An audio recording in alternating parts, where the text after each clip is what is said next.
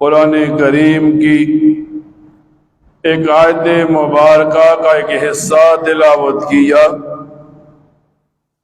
اللہ رب العزت قرآن کریم کے اندر اشارہ فرما رہے ہیں نبی کریم صلی اللہ علیہ وسلم کے ساتھیوں کا، جن ساتھیوں کو صحابہ کرام کی جماعت کہتے ہیں۔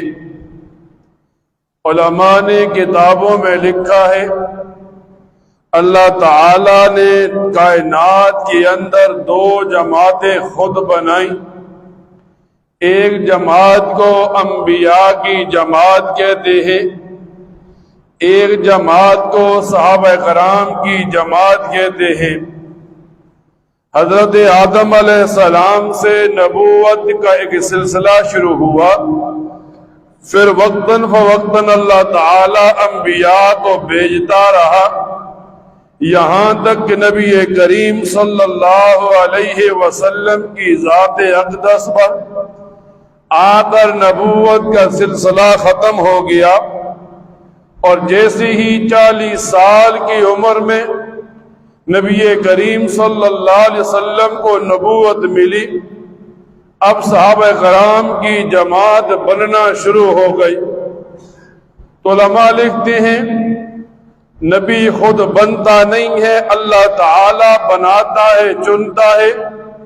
صحابی خود بنتا نہیں ہے، اللہ تعالی صحابی کو بناتا اور چنتا ہے۔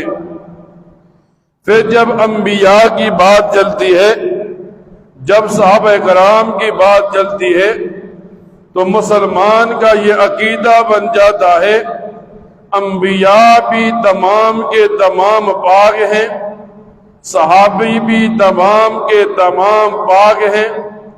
کسی نبی پر اعتراض کرنا کسی کے لیے صحیح نہیں، کسی صحابی پر لعن طعن کرنا کسی کے لیے صحیح نہیں۔ جب نبی کے پاک ہونے کی بات چلتی ہے تو شریعت مطالعہ بتاتی ہے ہر نبی معصوم ہے۔